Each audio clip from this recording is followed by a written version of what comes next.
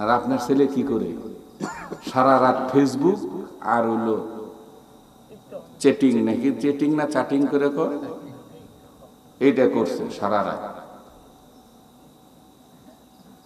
আর উমরের ছেলে তাহাজ্জুদের নামাজে দাঁড়াইছে। আমিরুল মুমিনিন বললেন, আব্দুল্লাহর মা, আব্দুল্লাহকে আমাকে সালাম দাও। মা গিয়ে বলতেছে, মাথা হাত বুলিয়ে, বাবা আব্দুল্লাহ, তোমার বাবা তোমাকে সালাম দিয়েছে। সবে মাত্র ঘুম আসলো, সারা রাত জাগার পর।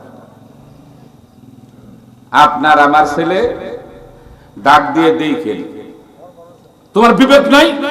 সারা রাত আমি ঘুমাই নাই, কেবল ঘুমাইছে, কাঁচা ঘুম, ডাকতেছ। একটা ধমক খাইবেন ডাকতে গেলে।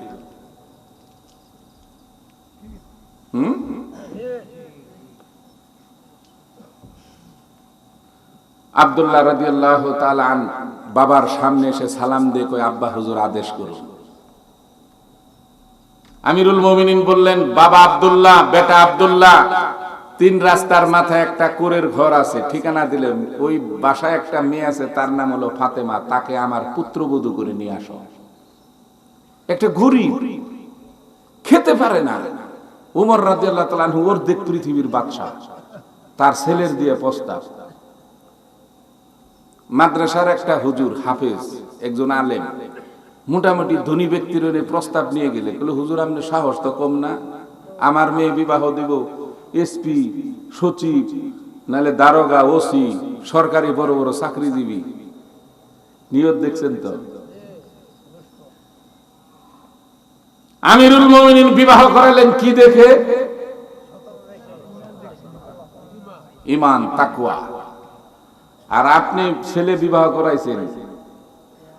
আগেও দেখতাম 10-15 বছর আগে মুরব্বীরা যাইতো পাত্রী দেখতে, গিয়ে প্রথম মুরব্বীরা বলতো, মা কোরআন তেলাওয়াত জানো কিনা, নামাজ পড়ো কিনা, পর্দা করো কিনা, কোন ওয়াক্ত নামাজে কয় রাকাত, এগুলো ইন্টারভিউ নিত, ঠিক না?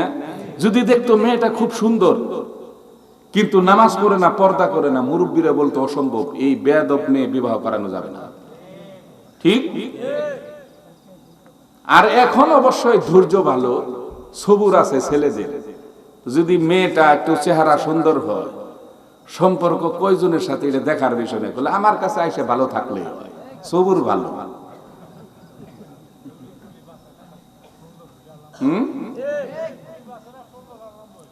মুরব্বীদের দেখার এখন কোনো প্রয়োজন নাই। এখন পাত্রী দেখা হয় হোটেলে, পার্কে, তারপর রাস্তাঘাটে, কলেজে, এখানে দেখা হয়। মেয়ে পর্দা করে কিনা, নামাজ পড়ে কিনা, সম্পর্ক কার সাথে, এটা দেখার বিষয় না। আর মেয়ের জন্য ছেলে যাচাই, শরীয়তের বিধান হলো, তুমি যখন ছেলেকে যাচাই করবে মেয়ে বিয়ে দেওয়ার জন্য, আগে সংবাদ নিবে মসজিদের ইমাম সাহেবের কাছে, ওই মহল্লা ইমাম সাহেবের কাছে গিয়ে আগে যে গাইবা, হুজুর অমুকের ছেলে মসজিদের সাথে তার সম্পর্ক আছে কিনা, নামাজ পড়ে কিনা, সে সত্যবাদী কিনা, হালাল রুজি রোজগার করে কিনা, স্টেটমেন্ট নিবে ইমাম সাহেবের কাছ থেকে। আর যদি এখন স্টেটমেন্ট কি নিবেন, যদি দেখা গেল ছেলেটা দারোগা অমুক থানার, আরে চোখ একটা না থাকলেও সমস্যা নাই, বাড়ি করতে বেশি সময় লাগবে না। এই ঘর থেকে কি আব্দুল কাদের জিলানী আসবে? আরেক শয়তানি আসবে। আব্দুল্লাহর ঘর থেকে আরেক আব্দুল্লাহর মতো একজন পরহেজগার আগমন করবে, তার মার সততা তাকওয়া। আর আপনার সততা তাকওয়া, আপনার বুঝ শুনে, বুঝ দেখে, আপনার নিয়ত দেখে ওই ঘর থেকে একজন বাজে, ফালতু, খারাপ ছেলে আসবে স্বাভাবিক। বুঝে আসে? এখনো সময় আছে। দেখুন, পাত্র প্রার্থী নির্ধারণ করবেন নামাজি কিনা, সৎ চরিত্রবান কিনা, পর্দা করে কিনা, এবং সততা আছে কিনা ছেলে এবং মেয়ে উভয়ের। তাহলে ওই ঘর থেকে আল্লাহর ওলি আসবে। ওই সন্তান কখনো বাবা মার সাথে খারাপ আচরণ করবে না, ঠিক?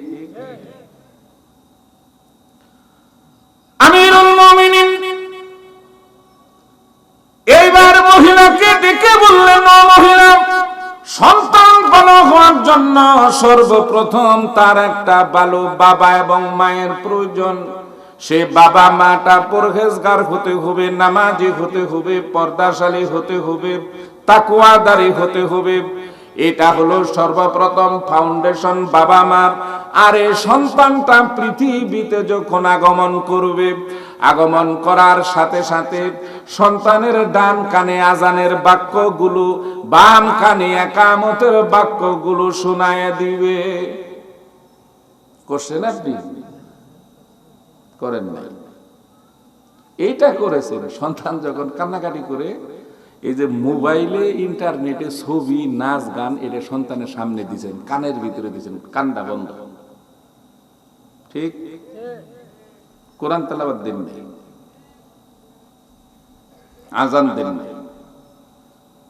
আল্লাহর রাসূল বলেছেন, মিশকাতের হাদিস, সন্তানের বাম কানে ডান কানে আজানের বাক্যগুলি, বাম কানে একামতের বাক্যগুলি জন্মের পরে যদি শোনায় দাও, তাহলে কসম আল্লাহ, আমিরুল মুমিনিন বলতেছে যে আমার নবীর জবান থেকে আমি শুনেছি, এই সন্তান কখনো কোনোদিন মুশরিক হবে না, এবং ওই কুফরি এবং শিরকের ভিতর এই সন্তান কখনো আগমন করবে না।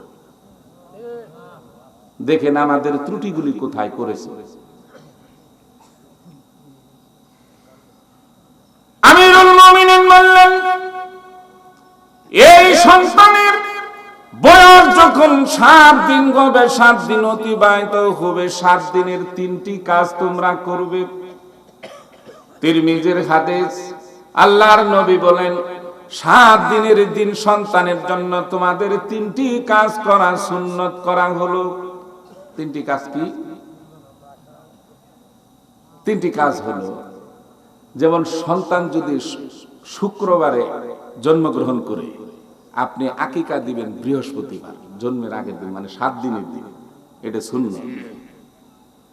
এবং সেই দিন সন্তানের মাথা কামায় ওই চুলের সমগুণের ওজনের স্বর্ণ মুদ্রা বা এগুলো না থাকলে কিছু টাকা পয়সা ওজনের দিয়ে এটা দান সদকা করে দিবেন গরিব মিসকিনদের হাতে। আল্লাহ রাসূল বলেছেন, এটা যদি সমপরিমাণ তুমি দান করো, তাহলে এই সন্তানটা বড় হইয়া তোমার জন্য দান সদকা করবে। এটা অভ্যাস চালু করে দিলাম, দান সদকা করবে। এখন কি 7 দিনের দিন মাথা আপনি কামান না, কি লেগে কামান না? আপনারে ওই কাপাসের ডাক্তারে বলছে 7 দিনের দিন মাথা কামালে ঠান্ডা লাগতে পারে, নিউমোনি লাগতে পারে, চুল বড় হোক সমস্যা নাই। কি বেঈমানের